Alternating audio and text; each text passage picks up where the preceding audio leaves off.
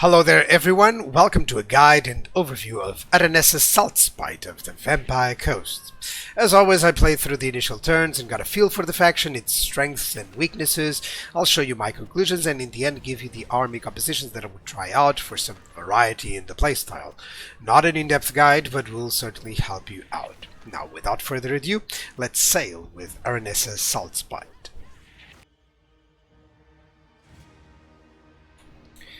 So for your victory conditions for the short campaign, you need to destroy the faction of the Dread Fleet and to occupy the Galleon's Graveyard, basically their own starting province.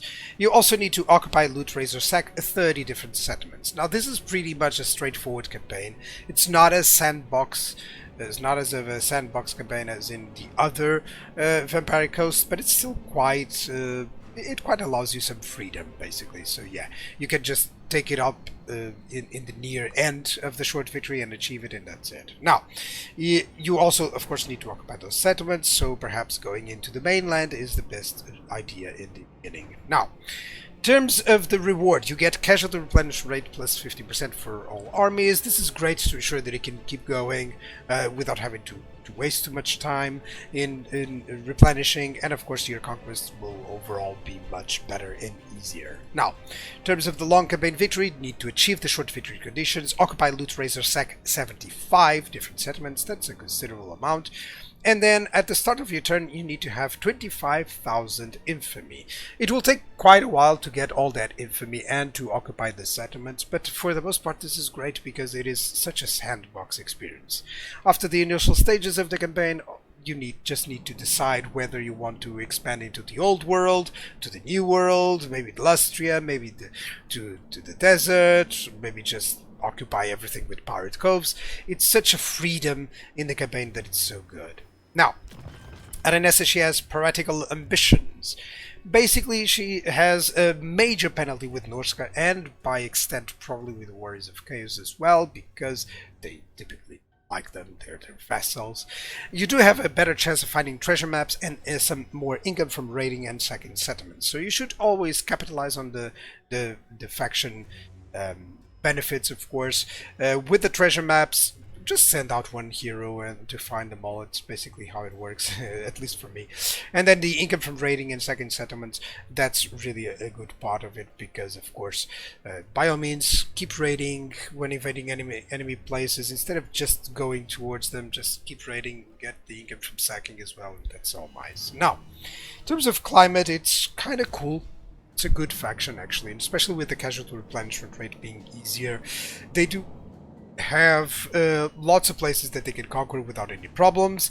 They have somewhat of an issue with the mountains being unpleasant, which is, you know, it's one of the most predominant map types in the game. Only going to the north will probably be a very difficult situation. So as you can see, of course, there's all those penalties. You should always have them in mind. Those are the same to every faction most of the time. It's just some minor differences here and there. But yeah, it's still a good faction to try and dominate the whole map with. So your starting location is the island of Sartosa. It's a one-settlement province. It's quite defensible, although not as much as perhaps the Galleon's Graveyard, of course. You do need to be on the lookout for any threats from the sea while you engage in the mainland. Now, typical initial enemies will be these Empire factions, maybe the Dwarves, especially the Skaven, the Beastmen around here. So any Legendary Lord that is found in this area, in this vicinity of Estalia, you should probably have to face it at one point or another. Now, the typical expansion is thus to control, let's say, the south part, this Estalia area and the Tilian area here, to have a good area of, you know, to try to develop it, and then you decide. Go north, go west, go south, go to the east. It's fine for you. That's the beauty of this campaign. Of course, at one point you should go to the Galleon's Graveyard, of course, for the short victory objectives, but it's up to you when you go it. You can rush it, you can just leave them be for the time being, it's fine. And in addition, it's of course, because you're located at the sea, it's a good location to benefit from any sea goodies, so you should do so at any given opportunity to further improve your campaign and getting some good old income from those. Just a small battle and you get some income, so it's always nice. So, diplomatically, it is always difficult to perceive, especially Vampire Coast Tomb Kings, they're the more difficult ones. Your main enemies will be the Order-type factions, such as Empire, the Dwarves, the Bretonia, the High Elves. However, Skaven is also an enemy for sure, especially Icket Claw, you start with kind of poorer relations. So, Greenskins may prove to be your best bet for your allies, but it is tricky to ensure that a faction you do ally with remains alive for a long time, especially with their confederations. Try to do this with the main faction just to avoid it. And vampire counts are of course another possibility, especially mainly because of shared enemies. You guys will be fighting the same enemies, so perhaps you can gain some advantages there, and of course gain some of their units via the outposts. So try to gain some good cavalry that you lack, or some strong infantry or single entities by all means. Some flyers will be nice. So that sort of idea in the outposts for sure. So in terms of mechanics, a specific one for Aranessa is that she can actually recruit specific units such as the Sartosa Free Company or the Free Company Militia here, or the Man-Eaters, Woodogre Pistols and Man-Eaters. So these ones will help, of course, your early and even late game, really, to get a good amount of units, a good specific units that you otherwise wouldn't have. Now, Raise the Dead, another mechanic that we have. It allows you to, of course, raise some units instantly. This is not as effective as the vampire counts because you don't have as much types of units available, but it is very easy to do so. It's particularly effective in the early game where you should maximize this, of course. Now, you also have the treasure maps and the pieces of 8. Let's go with the treasure maps. Basically, these are locations signaled upon the map. These, what do they do? As soon as you arrive there, you can dig with the character, with the hero, or with the lord, and it will give you either some gold or some objects or both. It's really not really that important, but still you do have the chance of just having one hero going around and finding other factions, and at the same time getting a little bit more money. So that's the whole idea around this. Now we also have the Pieces of 8, which is how you obtain actually the Regiments of Renown. You have to fight other pirate factions basically for them, and then you can obtain the unlock of that specific Regiment of Renown. Do note that the Regiments of Renown for the Vampire Coast, they're really good. They're actually rather good and rather different, and you benefit greatly from having them. So it's quite a good mechanic, I think. Now, finally, you do have some infamy. Infamy, it's basically what you gain from battles, raising settlement, assassinating, etc., establishing pirate coves.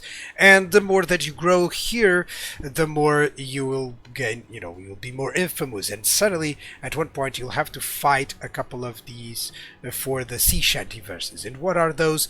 These are army abilities. And basically, they are just upgraded versions. So I'll start with the third one. I'll just show you the third one, which is an army ability that you can only use once, but look at the stats. Melee defense plus 40, reload skill plus 40. In essence, your armies, it's like a WOG. Your armies just become much better with this. So you can imagine the difference that this does in a battle, of course. Now, the overall, we do have also the port settlements, which have pirate coves. And I've established one here, so you have the possibility of getting some specific buildings, of course. As you can see there, with some infamy per turn, some vampiric corruption, or some of the preferable ones. This one has research rate, which is great, more income, and this one has a great thing, which is it's one of the most used ones, which is gaining income based on the local settlement's income. So there are some locations that have so much income, such as Lothern, that immediately become a great target for you to get a pirate cove there. And unlike the Skaven Undercities, pirate coves cannot be discovered. They're only destroyed if the settlement is raised. Now, some lords, including your Legendary Lord, actually, let me show you Aranessa here, they have a ship building. So basically they have a horde style of buildings, in essence, similar to Black Arcs. It allows you to quickly build infrastructure and recruit units. It's as well as receiving some important buffs, for instance, such as here, as you can see.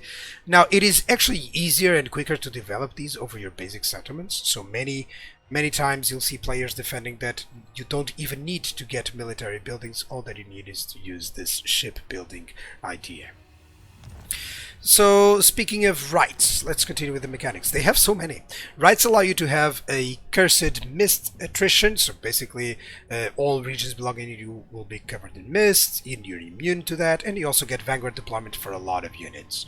Or you can have this Curse of Eternal Service, loyalty not decline, they have a chance to gain loyalty and more control. So basically, if you're having issues with that, let's go. Then you have the Curse of the Queen's Cannon. You can recruit the Queen Bess, although only one is available. Ever, which is one of the issues. I would love if you could recruit a couple of them into an army, but they're so overpowered. And then you get casualty replenishment rate plus 15% to all armies. So as soon as you recruit the first one, or the only one, all that it gives is casualty replenishment. And then you have one that you should always do at every single opportunity, which is you gain more treasure for every building that is from the buried treasure chain. So in your buildings, of course, you do have that buried treasure chain. This is not, sorry, it's on the main settlements, of course. Let me show you. There we go. Over here, this is the one that counts. So if I build this one, that will increase a little bit more treasure. So it should be done whenever possible to maximize profits, because you don't pay for it, and all it has is cooldown. And finally, but least but not the final one that I need to speak about are the offices. So you can assign lords to a specific office. They all have either their local effects or global effects. Versus pirate growth rate and research rate is always good. Less upkeep and more weapon strength for those units in your army. So perhaps you can use this to have an army based around the deck droppers, the terrorgeists, you know. Maybe you can use this to have more weapons, or more of a only gun army, if you wish. So as you can see, all of these are important. You need to have required rank 10 for this one, rank 5 for this one, 5 for this one. So of course pay attention to those, but it's a good way, it's a good mechanic, and I love it actually. Really cool. Cannot wait to get this lord to level 5 so that it can go into one of them.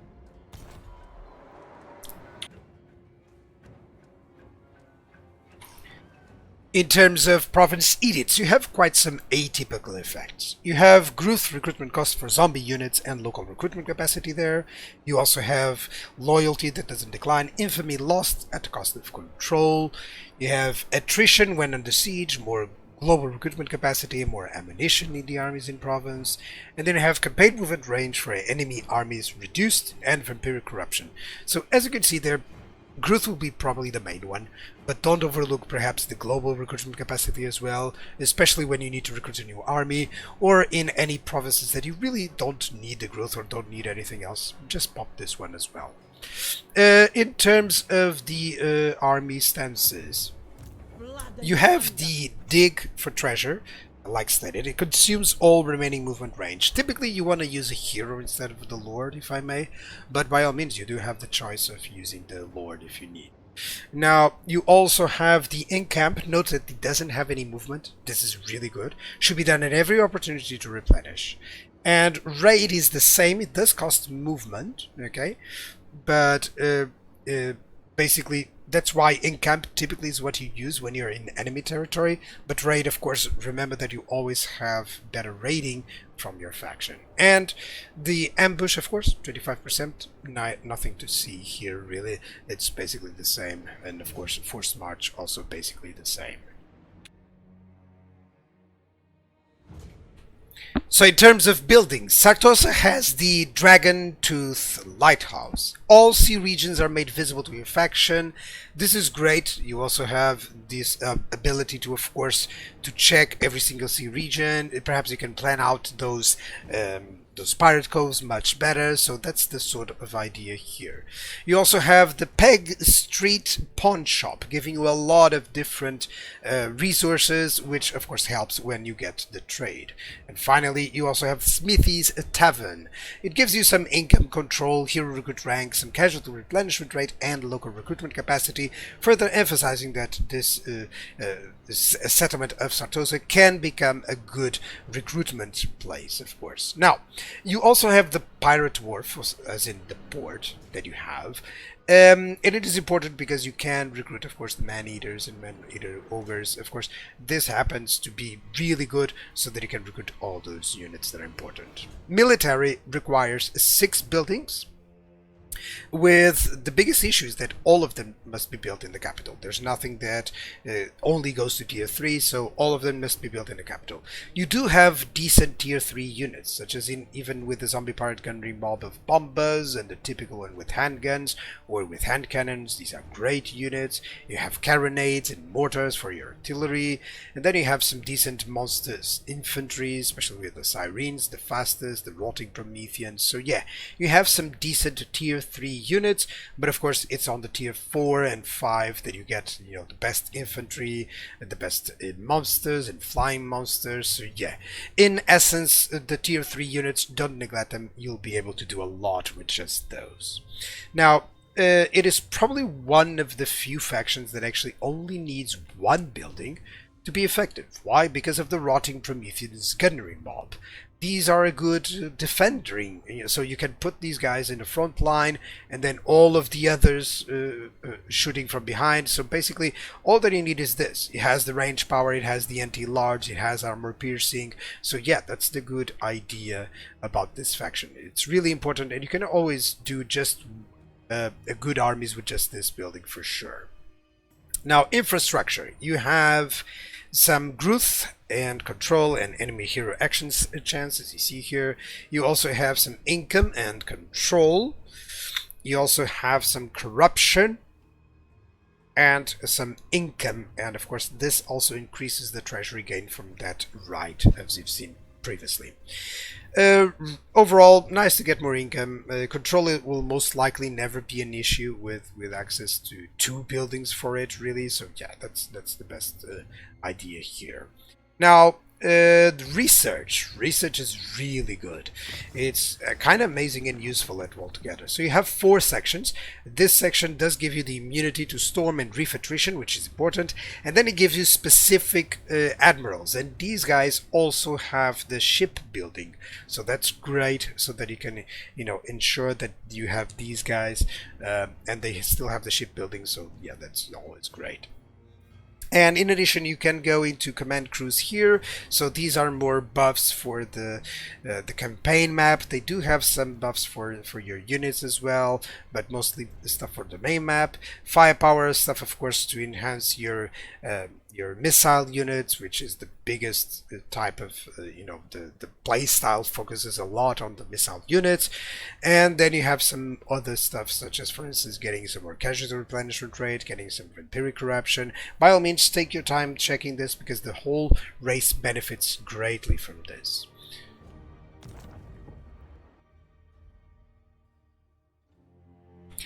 As always, we have the Legendary Lord, or specific ones. We have the yellow line, or the combat, or magic. In this case, she doesn't have. We have the red line, or army abilities, and then we have the blue line, or campaign skills.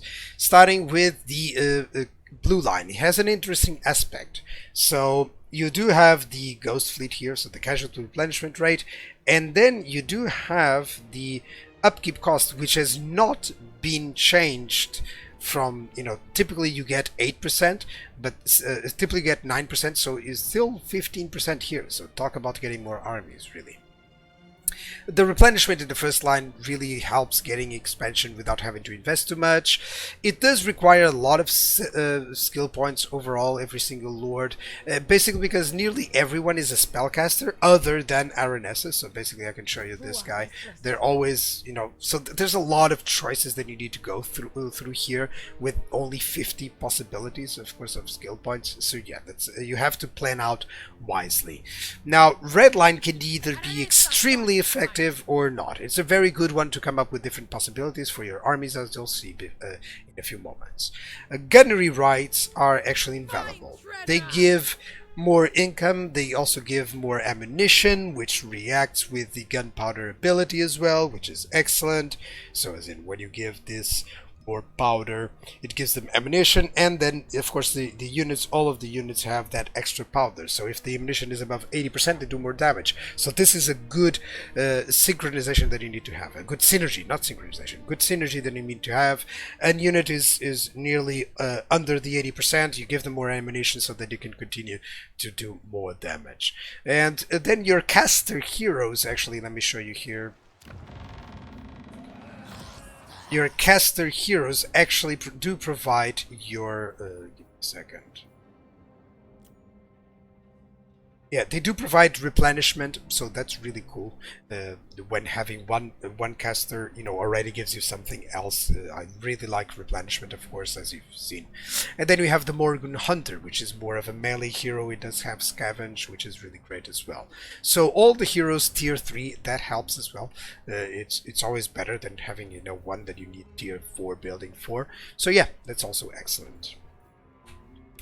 So here are all the redline skills for the Vampire Coast. Note how both low tier infantry and higher tier are on the same set of skills, and how nearly every ranged unit, including a frontline defender, is actually on another. So this helps a lot to ensure that you get better combinations overall, and that you can enjoy them from the beginning to the end, or from the early to the late game, really.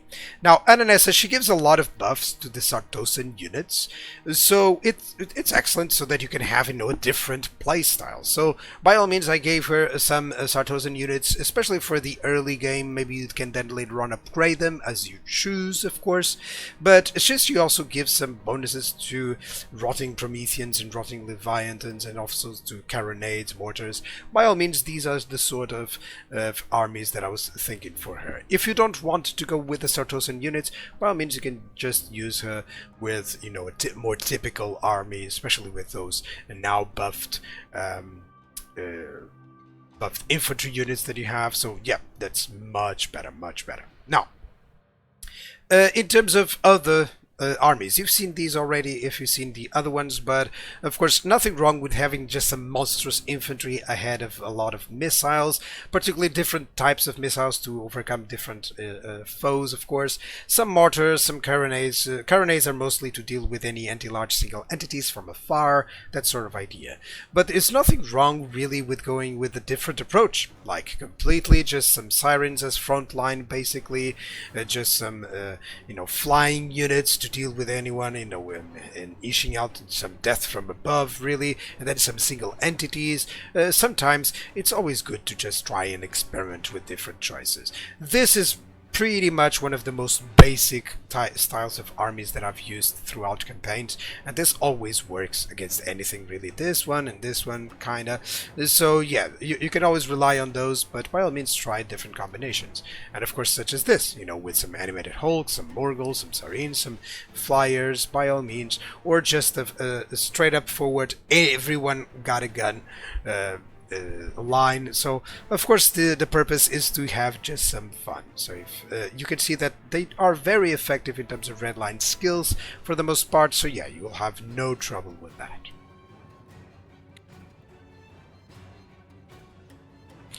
So once more, a completely different campaign in enemies from both Luthor and Count Noctilus. Aranessa focuses on the old world, at least at the start. So her unique units, the Sartosans, the Ogres, they're not as unique as there is, but they'll certainly help in the early to mid-game at least. There are plenty of combinations already for the Vampire Coast, which now she actually enhances. Like the other pirate nations, you can just explore the seas, ensure that no one but you can sail the waters. And it's always a nice campaign to just go around and find out every single port, get of pirate coves, and that's about it. That's the idea behind the Vampire Coast. You get a lot of income from those pirate coves, and then suddenly you can do whatever you wish. Their army is crazy good after all the buffs you can get. And then the sea shanties actually make you a formidable force on the battlefield, nearly second to none. Beware though that you rely on range. I always say this: if you are moving while you are already in range, stop and shoot. So your army consists of good infantry, great missiles and artillery, good monstrous infantry, decent flyers, good single entities. You lack cavalry, and they're somewhat slow overall. Replenishment is great, especially with good climate. Be wary of the chaos locations, those would be the most difficult to conquer, of course, but for the most part you should be fine. So, I believe now it is time for you to plunder, to raise, and to sack, following Aranessa Saltspite.